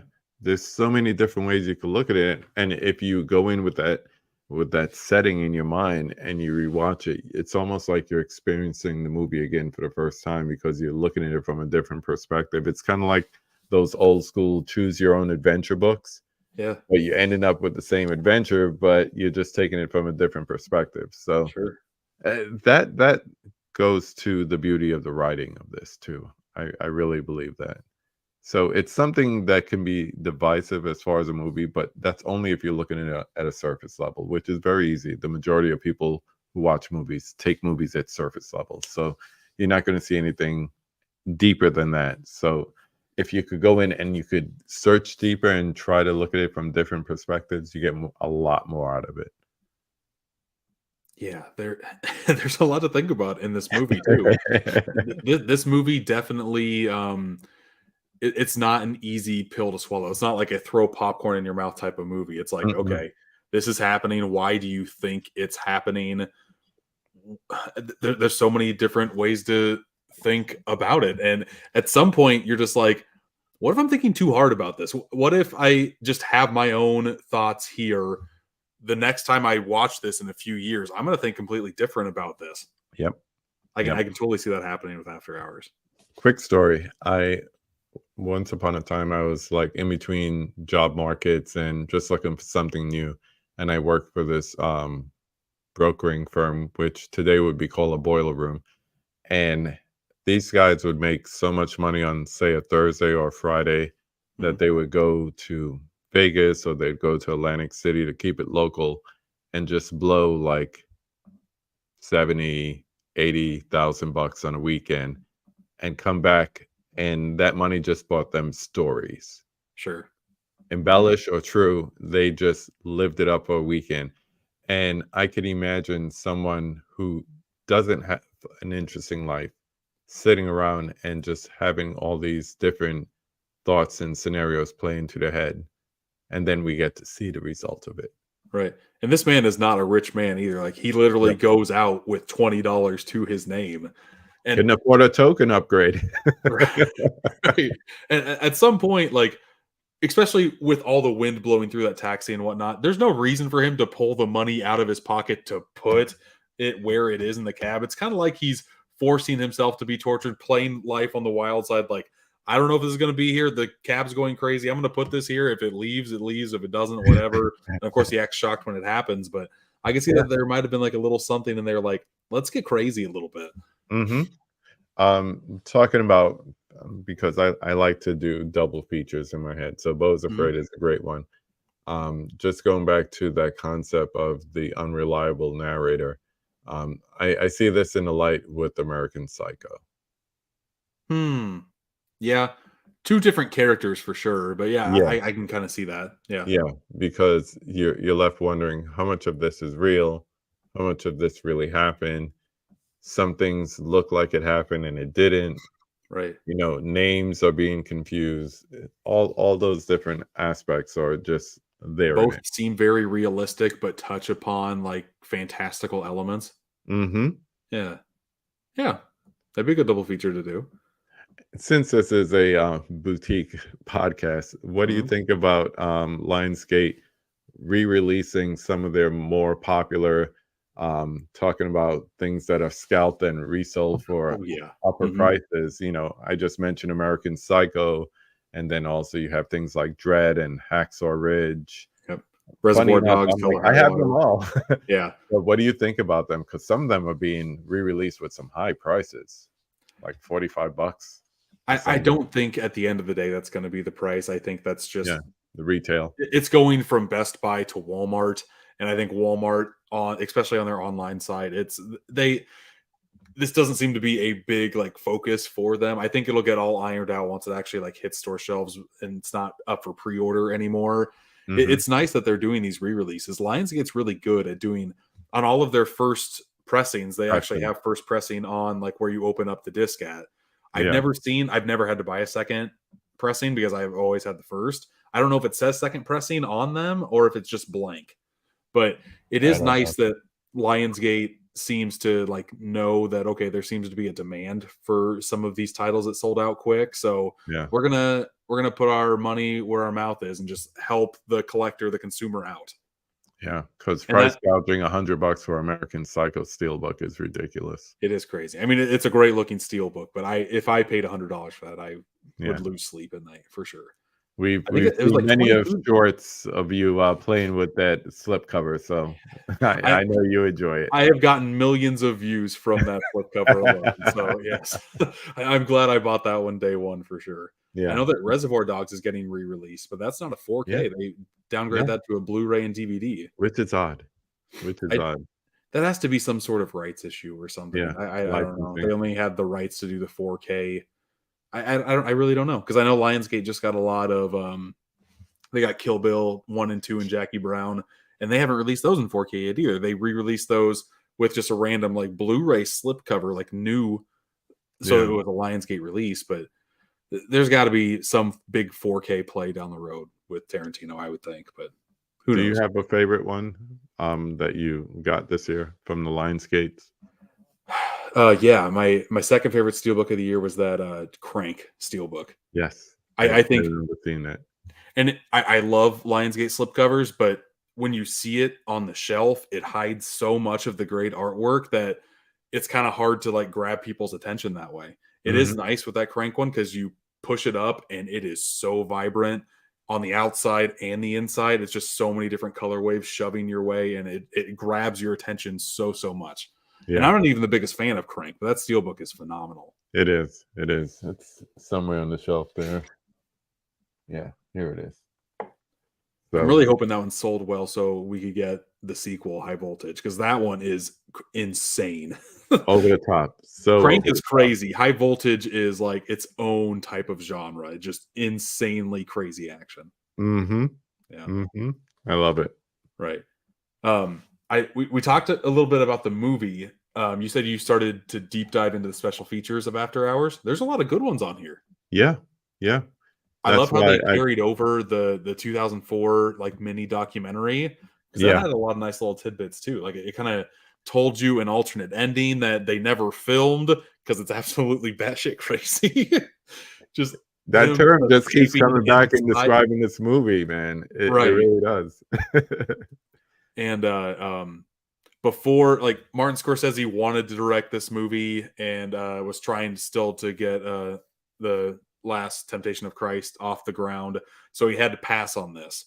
In between that, Tim Burton got signed on to direct this movie, which is absolutely nuts. And I then can't imagine. I could imagine. I could totally see this aesthetic in Mhm. the same aesthetic as Pee-wee's Big Adventure. I could totally see that. I think we'd have less of a question about it being fantastical if that was the case. Yeah. It'd be like, oh yeah, this is not as what it seems. No I way. would be interested to see if he would go like the R-rated route though, right off the bat. Yeah. Because Tim Yeah. Burton really didn't do a lot of R-rated directed movies, and I don't know if he would want to like put his spin on there. Something interesting about this release is that like the main actor in this, Griffin Dunn, he's also the producer. Like he's kind of pulling a Rocky to where he has the rights to a script, but he's only going to sell it to you if he stars in it. One of those deals. Yeah. And there was another release this year, Chilly Scenes of Winter, mhm. that he was involved in. I don't remember. I think he directed it, but he's a very talented, I don't want to say just actor, but a very talented filmmaker. Yeah, So, I mean, American Werewolf in London, like his performance in that is phenomenal. yeah. That's the main thing that I know this guy from. I know he's been in a lot more than that, but like his performance in that movie is what I will always remember him from. But After Hours, it's a very slippery slope. Like this could have been done badly very easily, but he's able to like play your middleman, and sometimes he's able to be like a nice central point with all the craziness going around, I guess I can say. Yeah. Yeah. He plays it straight very well. So, yeah, some of the features apparently were ported over from the DVD. Some of them are new, of course, for the collection. But just from what I've been through, like the behind the scenes thing you were just mentioning, it seems like a very solid collection of special features on the disc, especially for 4K. Right. And one of my favorite things about collecting physical media are the physical goodies you get inside of it. Mm-hmm. I love how the booklet is the pamphlet that they're stapling all over the place towards the end of the movie. So nice. I love it when they do those touches. But then, like, even like the backside artwork on here, phenomenal stuff. And once you see the movie, you kind of see where the stuff came from. And I don't know. I love stuff like this. Are you a fan of like the fold out, or are you a fan of the booklet more? I'm a book. I'm a book person. I don't mind this. Like sometimes when I get a book, I'm like, I don't know if I'm ever going to read this. The pamphlet, I can see everything laid out. On one side, it is an essay, and on the other side, it's like the cast and crew type deal. I'm usually not the biggest fan of the fold outs, but I think this one is done pretty dang done well. Yeah. I think I'm a fan more of the books because I like to read those video essays. Sure. And it just gives me more of that literary feeling of having the stapled book or whatever. Yeah. Sometimes I'll actually go on the website and read them if it's not something that I have yet and they have it up. I'll do that. And sometimes that leads me to more interest in the movie itself and end up picking it up. Especially if it's something I haven't heard of and they're not too revealing. Since I have Thelma and Louise here, like this is interesting because it starts off with a little bit of the screenplay and the cover, and then having the video essays there, just showing it. I don't know, this This is more of an aesthetic for me to feel like I could read versus like the foldouts. The foldouts just seem like kitschy in a way.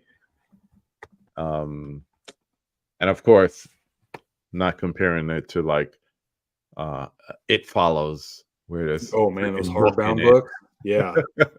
Mhm. Or even like Sleepy Hollow. I know you appreciated that steelbook this year. That Fabella Um, was great. Yeah. yeah, Mhm. having the tale in there itself, that was just that's my steelbook of the year right there. I Yeah, just thought that was amazing packaging, and the transfer is great, and it was. everything coming together. Right. That release just makes me have like endless possibilities of what else could get inside of that packaging because there's so many cool options that they have to go down, and it's only the third one that's been made. The first in the U.S. There were a Yeah. couple of overseas releases, one of which was the Babadook, which Mhm. makes so much sense because the children's book you're reading. I don't know if it has like the pop out Yeah. section on there, but man, there's so many cool options. My grail would be like a Necronomicon Evil Dead version of something with that Fabella. Yeah. That would just be that'd be Yeah. over the top. Like, I think Criterion missed an opportunity by not including the fairy tale in the Princess Bride Mm, release. I mean, they were on the right track by having like the storybook cover yeah, with like the linen like cover to it. and I have the Blu-ray version of that. It's like one of my Pretty much favorite the same. packaged, yeah, Yeah, packaged Criterion releases because it looks just like an old time storybook. It's great. yeah. Mhm. So kudos for that, but they kind of missed the mark by not including at least, some type of version of what Grandpa was reading in the Sure. movie. That would Mhm. have been great. Yes, it would have. I 1000% agree. Um, okay, I think I'm going to start reading some comments here and then kind of get on our way. Unless you have any closing words on After Hours. No, like I said, I think it's definitely a movie. If you were to pick it up, you were considering it during a Criterion sale. It's not a one and done kind of movie. It's a one time, think about it, come back to it, watch it again, get it from a different perspective. And I think that's the only way you could truly appreciate it. But if you're a person who just watches it once or maybe just streams it or whatever, you're not going to get the full effect of what the movie intended to be. It's a stretch your film brain muscle movie for sure. Like when I was done watching it for the first time, I gave it a 3 out of 5. I'm like, I don't know if this was for me. I don't know if I was in the right mindset for this, but Mhm. I watched it on Monday and I've thought about this movie every day since. It's just one of those things that just won't escape your brain. And there's little performance beats that get stuck in there that, like, I just me thinking about watching it in the next couple of days, I'm assuming that my star rating will go up just because there's something about this movie that just doesn't escape your mindset. And Mhm. not a lot of movies can say that. A lot of movies are just popcorn fare where it just passes through you. Yeah. But this one definitely sticks. Since I didn't have Letterbox 20 years ago, I can't remember what I first thought of it, Right. but it was probably something similar. And this time around, I upgraded it to a 4. So 4 Yeah. stars on my Letterbox. Letterbox, I'm glad I found. I wish I would have found it earlier. I found it still at like 2017. Love that app so much. I'm glad it's becoming very, very popular. Me too. And I love when they go out to like red carpets and now Yes. they're The 4 favorites. asking like, yeah, Yeah. the top favorites and everything. Yep. So yeah, give After Hours a shot. 2 shots, actually. Give And it 2 shots. we didn't really talk too much. I'll go through the comments. We didn't really talk too much about the transfer on here. Mhm. Very solid. That Very. 4K transfer is great. Very. And that's part of the reason why I had it ranked so high with my purchases this year. It's just that, I wasn't expecting a 4K. I would have been happy with the Blu-ray, but for them to put it onto a 4K and to give it the transfer love that they did, definitely worth it. Mhm. Man, there was a time where I had a good sized VHS and I got rid of all of those when I started collecting DVD. And I wish I still had some of those VHS tapes left Same. for sure. Real estate's hard to find in your collection. Absolutely. Happy New Year. Absolutely. Okay. Yes. Infinite Character comes on every single episode and he always asks for my guests' 4 favorite films. Do you know what they are on your letterbox off the top of your head? Yes, I do. And I have it up here right now, so I could just pull them up and show There you go. Since I'm an 80s kid, Empire Strikes Back, because it taught me that a movie didn't have to have poetic justice in the end. Do the Right Thing because I experienced that in real life. Dark Knight because it's almost a perfect superhero movie to me. Right. And Goodfellas is my favorite Marty movie. God, I've only seen half of his filmography. He's got a very big filmography, but I would say Goodfellas is up there. Taxi Driver, I want to say, is my favorite of his. I absolutely love that movie. But like I could watch Taxi Driver and it's just beats in my head. It's like knowing a favorite song. Right. So it's not like the quality of the movie. It's just I'm so familiar with it. But Sure. Goodfellas, you get to that scene in the Copa, and when I do the conversation, my first question is name the film that made you fall in love with the movies, and for me, it's Goodfellas because when I realized that camera never cut away with them walking from the street into the Copa all the way to the table in the front. I wanted to know everything about the movie and Scorsese and on and on and on. So that made me from just a regular movie watcher into wanting to become like a cinephile. Did you see Killers of the Flower Moon yet? Yes. Okay. I was able to watch that in New Orleans in theaters, and I'm glad I watched it in theaters because I think if people do watch it on Apple TV when it comes out, it's not going to be the same experience. They'll probably like watch it in 3 or 4 sittings because it's a very long movie. Same thing with Irishman. I was able to see that in theaters. It was a limited run. See, I loved that movie, seeing it on Netflix, but it was one of those where I sat through it in 2 different settings, and I was kind of happy I did on that one. I think that I have different reasons why I'm glad I sat through Killers of the Flower Moon. I think that was a very long movie, but you kind of need to go through that experience dragged out like that. Yep, I agree. I totally agree. And I know I call it the Avatar treatment. I'm not going to experience it at home the same way I did in the theater. Agreed. So I will never buy another Avatar movie. I have the Blu-rays. I'm not buying the 4Ks. It's not the same. It's not the same. Man, I saw Avatar Way of Water. I didn't realize I bought a ticket for like high frame rate. Ooh, your eyes. It was 3D high frame rate. I'd never experienced anything like that before, and I don't want to ever again. The forest stuff was terrible. The water stuff was phenomenal. I will say that. Yes. But the forest stuff, like you could barely understand what was going on just because everything was happening so quickly. Let's see here. Movies with Ryan also. Ryan. Not a 7 out of 10. He just sells that sucker. Hashtag Martin Scorsese. Yeah. Hey. I can see that. What's an underrated film in your collection? Attack the Block. Ooh, yeah, that's a good one. John Boyega before Star Wars. Yeah.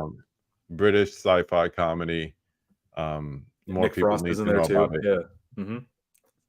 Kind of like a comedy-ish version of The Raid, but with like supernatural elements, I guess. Yeah. Uh-huh. Yeah. Not That's to a give fun too movie. much away, but yeah, I can see that. He also wants to know what your favorite steelbook is, and I would love to know that too. If you have one off the top of your head. Ooh. Favorite steelbook. Well, we were just talking about American Psycho. That's one. Wow. It's a hard question, I know. It is. Because I love Hitchcock, I'm gonna go with Psycho. Yeah. The You simplicity said you had the of black it. one with the white knife, right? Yeah. Yeah. Mhm. Yeah. I waited to get that, and I'm so glad I did. It's a good one. Movies with Ryan definitely wants that Second Sight box set of Mean Streets. Yeah. That and High Tension are the two sitting in my cart right now. Mm-hmm. And then I think the UK release of Peeping Tom. And I'm looking at the 3 of them, and I'm like, I could spend $130 a lot better Easy. than Yep. getting these Right. these 3 movies. That's it. One of them's a double dip. My God. But man, if there's a movie to double dip on, Mean Streets is it's That's a good how I'm option to do it justifying with. Yeah. Happy New Year. Happy New Year. A whole bunch of highs in here. Story of my life buying movies just for the metal packaging. Totally get that too. Yeah. Steelbook collector he is. Yeah. He's a more hardcore collector than I am on that stuff. I can't believe he bought every single release last year. That's insane. I call him Mr. Everything. Yeah, he's got it. Yep. Everything. Can we talk about how gorgeously aesthetic After Hours is on the artwork? It looks great. Yeah, I don't know inside if and I think out. I showed off the cover. It's on my background too, but that sucker just looks sharp. Inside and out. Looks very clean. Great. For I, sure. I like when we get a new 4K in the collection instead of like an upgrade from Blu-ray, because Agreed. it's another chance to get new artwork from a new artist. Right. So definitely. What's up, Tiana? Yeah. How you doing, darling? It's kind of a gift and the curse. Like, I've been collecting for so long to where like I have a lot of these Blu-rays, so I'm not gonna double dip for a lot of 4K transfers. But for Mhm. newer collectors, of course, you should just wait for a 4K transfer. Yep, Because more often than not, you'll probably get it within the next few years. it's true. It's Mhm. true. Boutique labels grabbing up titles from major movie studios. They are making them better. Disney should be watching and learning. Disney's not learning anything. Mm-mm. I think the smartest move they did was letting Criterion borrow Wally, That's the and only that one got us they've done, all though. hot and heavy thinking we were gonna get more Disney titles. It would be Seems great, but I don't see it coming Seems like anytime it's a soon. one-off. Yeah, Yeah. unfortunately, because that transfer looks phenomenal. Speaking of short films, a lot of Andrew Stanton's old stuff is on that release. Yep. Wally is probably my favorite Pixar movie. So having that in that gorgeous of packaging and just part of the Criterion Collection makes me so happy. How is the Mean Streets transfer? The Great. Criterion one. Great. And like I said, it's probably the same transfer. It's the one thing we don't really talk about as collectors is the disc. The disc also ends up being a part of the quality of the transfer, because Mhm. if there's a BD50 and a BD100, there's going to be, it's not really twice, but there's going to be more compression on the BD50 than a BD100 disc. Second Sight only uses 100, so that's why their Texas Chainsaw Massacre looks better in Dark Skies, and that's why the Mean Streets will probably follow suit. I mean, if you're paying a premium price, you would hope It that the should be. disc that's inside of it is also premium. Yeah, you would think so. Yeah.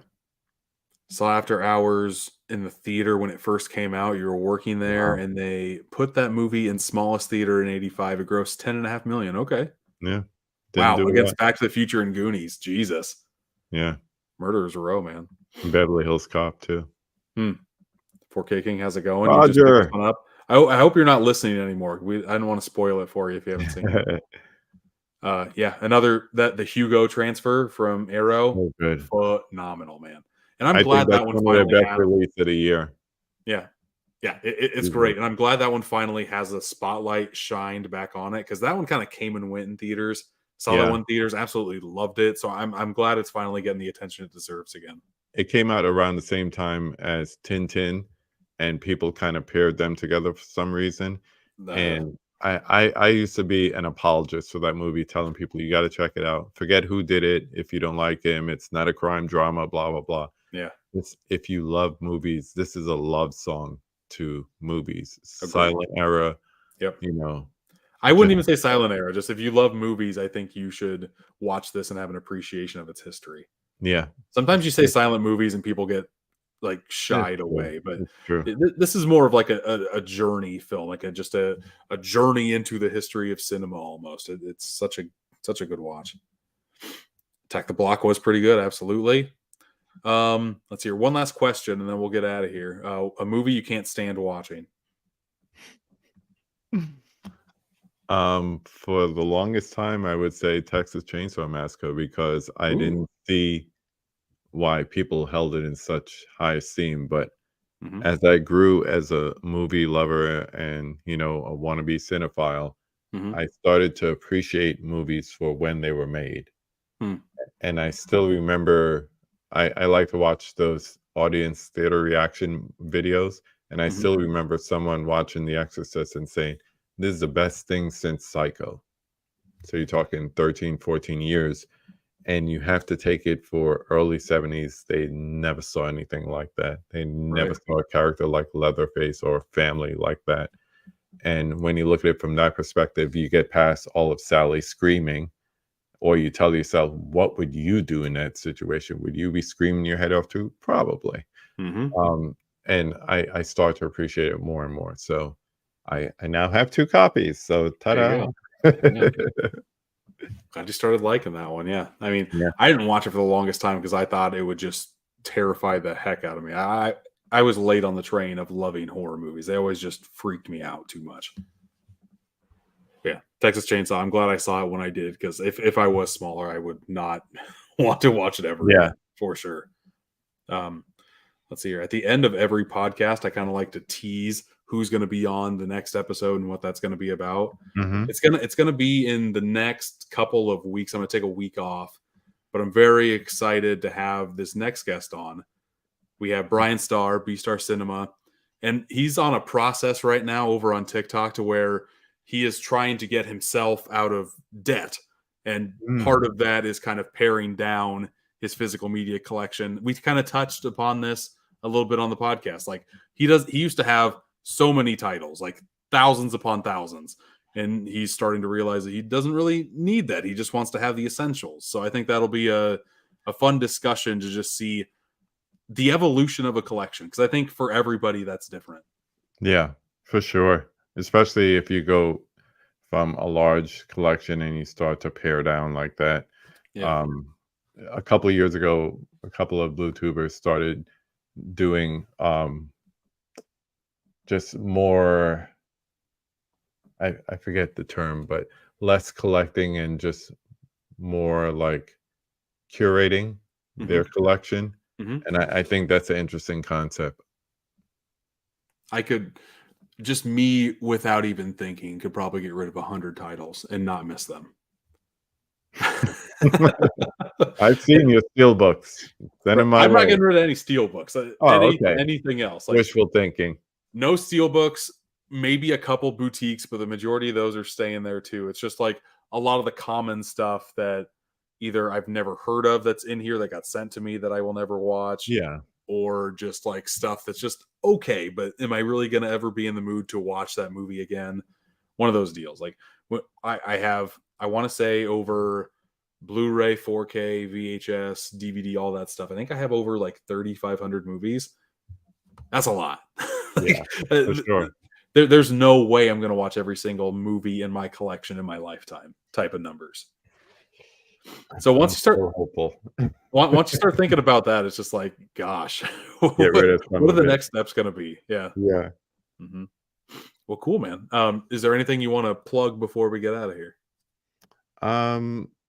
Well, I'm continuing to do the conversation. I had one tonight with Celeste de la Cabra. I'm also this year kind of expanding on it on my channel. So instead of just the one-to-one format of the conversation, I'm going to have a one-to-many, and it's going to be called the Round Table. So same type of thing, but we'll just have different series of the Round Table and different topics within them. So might have one called Crossing Extremes. Somewhere out there, there's a steelbook collector who doesn't know about Steelbook Obsessed, and getting the two of you together just to talk about certain things.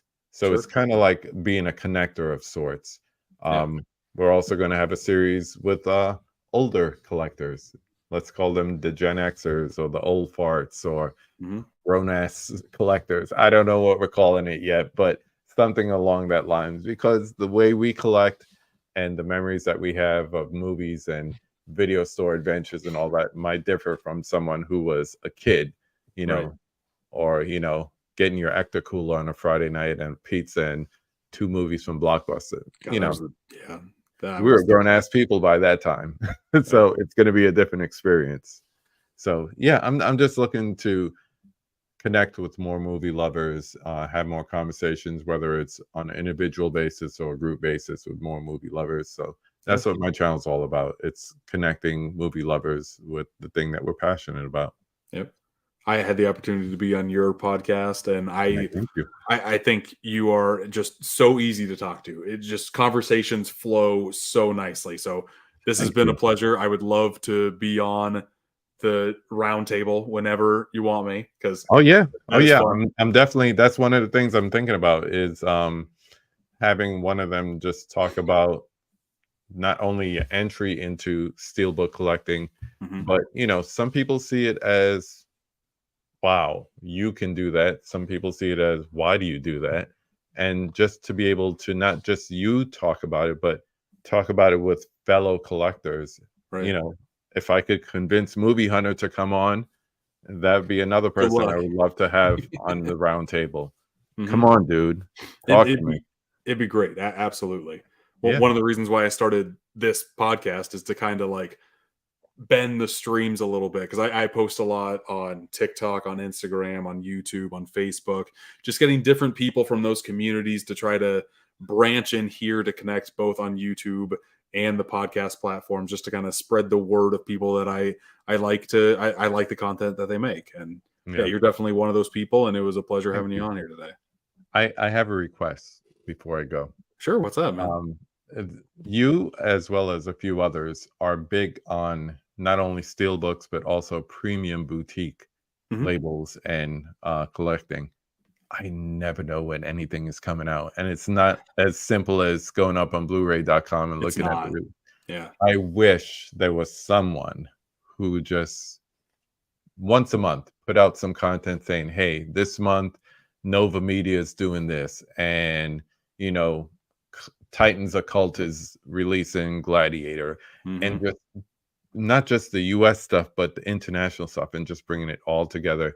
Yeah. I'm telling you, there are people who will love that, and people who will love you and flock back to the channel over and over, Right. whether you do it as a short in your various forays, or if you do it as just Mhm. like short videos, just in a regular format. I think Yeah. that would be gangbusters. I agree with you, but my fear would be like I would miss a release or two. Like I could Mm. just hit the highlights. Yeah, yeah. I think somebody like he's going to be a guest on the podcast in a few episodes. One person that I'd love to have them do that is Jody Fox. J Steel Fox. Blazing. Oh my god, he's the guy to talk to about premiums. He knows everything about them. Yeah. He just I dip my toe in every now and again, but Mm-hmm. those suckers are so expensive. Talk about Yeah. expensive hobbies. My goodness. Mm-hmm. Just seeing his premium wall is just like my jaw drops every time. Like I don't even want to know how much money you spent on that stuff. Mm-mm. Mm-mm. Did But you it all see looks so good. Basement Blues room tour? I haven't seen it yet. No, did he finally post it? Go check that out. How long is that fucker? It's longer than his normal content. It's about Right. 15, 17 minutes, but I just hope his basement is insured. That's all I gotta say. It's gotta be. It's gotta be. Wow. But I know he is even nervous about running out of space. Like he's Yeah. the guy that buys like multiple editions of everything. And I think he's talked about slowing down just because he has no room to put stuff. Yeah. When you have to start taking down posters to put up more shelves, Right. it's time to slow down. And he has a whole new shelf. My wife was watching it with me, and she said he walks around that place like it's a video store. I was like, it damn near is. Yeah. I mean, I it- love it- him. it's a smaller love him. version of a video store for sure. He doesn't have the shit in the middle, the racks in the middle. That Yeah. somewhere to walk in. Otherwise, it would be a video store for sure. Well, when you watch a video, you'll see he has a small mount of shelves now. He has like half shelves that you can walk around. Yeah. So I know a lot of people give their digs and their comments, and it's out of jealousy. I have nothing but love for that man. So he's a gem of a person, and he's Yeah. worked hard for everything he has. So kudos. to him. Tony is a solid dude. He is. He is Love a him. big proponent of this stuff and a great staple in this community. And yeah, it's whenever I'm definitely going to watch that video, and I can't wait to see just every time I see a wide shot of his collection, I'm in awe. I can't wait to finally get like a zoomed in lens of Yeah, it's beautiful. It is. But thank you again for having me. This was awesome. I really like what you're doing with this podcast. Thank you very much. Yeah, it was a pleasure having you on. This has been episode number 15 of Boutique Talk. And until next time, I'll see you.